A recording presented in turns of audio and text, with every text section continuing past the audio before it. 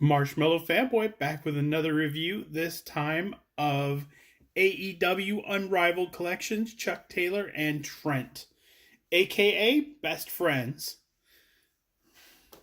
So you can see both of them are in black and yellow, even though the outfits are from two different events. I think Chuck is Double or Nothing, and I think Trent is Dynamite. But I imagine that their uniforms don't change much, so they probably wore these together in a match at some point. In either case, they both came out in the same wave, along with Orange Cassidy and Chris Statlander. And at the time it came out, they were all in a stable together. Trent, Chuck, and Orange still are as of this recording, but Chris has moved on, dropped the alien character, and she's been absent for a while, I imagine with an injury. So it's the standard AEW packaging, has what's in the wave on the back, which is really helpful if you're collecting and you're trying to figure out what you might be missing. A lot of the shiny foil, which if you get the light just right, it sort of flashes the camera and you go, that's weird. The Chuck Taylor right up the side in gold. There's a little picture of him on the bottom if you're storing them sideways. It'd be cool if there was maybe this picture on the side of the box in case you're storing them on a bookshelf sideways like that. Trent is the same details, different picture, of course, and different portrait on the front. And of course, a different picture on the side. So it looks good in the package.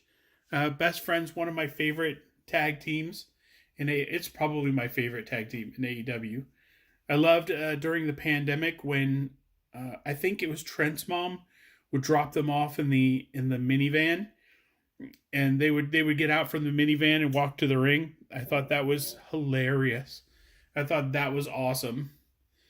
So yeah, let's bust these things out. Let's take a closer look at Chuck Taylor and Trent. Okay, now that they're out of the package, let's give the people what they want. And that is Chuck and Trent. Let's go over, I'm going to take off the jackets off camera, but for right now I'm going to keep them on just to test the articulation with the jacket on. So first I'm going to go over some of the, let's see, down. That's excellent down. That is pretty neutral up. Doesn't really go up farther than that. Let's see if there's a side to side. No side to side at all. A lot of rigid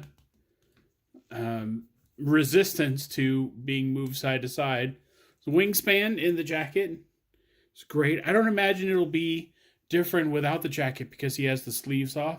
So he's got sort of full use of his articulation there. He's got bicep swivels. He's got double elbows, which is blocked a little bit by the elbow pad. I think the elbow pad is small enough that you could get it off if you wanted it off. I'm going to slide it back up and into place. But the wrist rotates and there is a hinge in there so you can get more posability out of it. This arm, the pad sort of straddles the joint. So let me see if I can do this. Yes, I can. It's really good articulation in the arm. See, as for the midsection, he's got a it's not a dumbbell joint there. It's more like a kind of an ab crunch, just a joint below the rib cage. Doesn't make him go side to side, but up and down. Let me see if that increases his up. So sure, he can look up if he is leaning back. And, oh, he can twist right at the mid joint. Right at the mid joint. Does he have a waist joint too? Does this break here? No, it doesn't look like there's anything at the waist. So, okay, let's see. Typical ball joint setup for the legs. He's got thigh swivel. You can see that it breaks the plane in the stripe a little bit. He's got knee pads, flexible knee pads, but he's got double joint. That's pretty good, even with the pad that it flexes up like that. Very nice. Let's see what the hinge does. And the hinge does nice. And let's see if he has ankle rockers. Yes. He does have ankle rockers. So let's see. Does the boot turn? Yes, the boot turns at the top of the boot. I spotted that. I was like, maybe it does that. In the WWE figures, they disguise the twist at the top of the boot too. So I thought maybe, just maybe, I have more experience with WWE figures than AEW figures. They're still pretty new to me. Let's see if I can stand Chuck up. Yeah.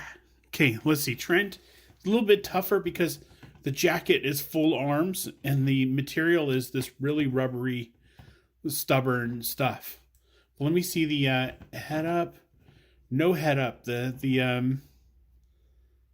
mean, it moves up a little but doesn't stay. The jacket sort of reflects it.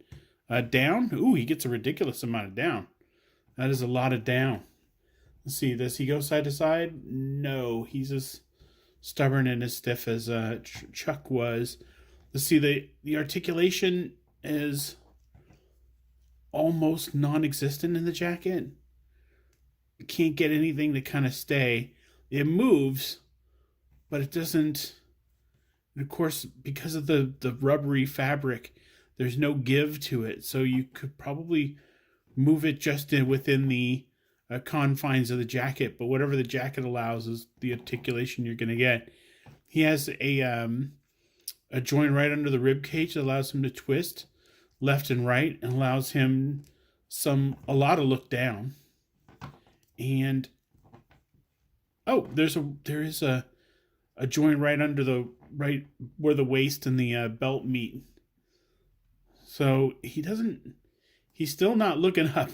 He's still sort of looking straight forward, but he's leaning way back. That's his drunk look, I guess. He does twist at the waist as well as twist in the mid torso. So ridiculous amount of twisting. He's got the ball joint for the legs, and he has the thigh swivel also, which breaks a little bit, but because of the blue on the black, it's harder to notice the pattern, or you have super good eyesight. It's a little bit easier on this side where the yellow is broken to see that it's broken. But again, the designs are a little they're unusual, so it's not always easy to see if the plane has been broken unless you're really good at knowing what the designs are. And he's got designs on his knee pads, so it's hard to see that they're knee pads and not part of his legs. But this is nice. Let's see. Let me get that in position. There we go. And double knees. Very nice. And he's got the hinge in his foot, which allows him to do that. And he's got the swivel at the top of the boot, which is nice. Let's see. Here. Ankle rocker. Yeah. Oh, yeah. Ankle rocker is in effect. And that is Trent and Chuck. And I'm going to take the jackets off, see if that changes the articulation any. Okay, now that their jackets are off and they're stiff enough to stand on their own, except for Trent, who has to kind of lean, but it's still very like, blah, blah, blah. The jackets are really cool. The thing that I didn't notice in the package in the first part of the review is that their colors match. They're wearing real individual outfits, but they're all black with this very dark blue / purple and bright yellow. And there's the same bright yellow, even though they have their individual styles. You can see the yellow and black being used on Trent's jacket. You can see it's personalized.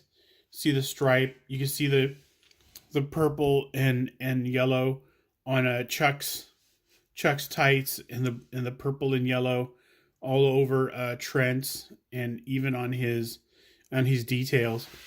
For Chuck, because he had no arms on his jacket, the jacket came off pretty easy.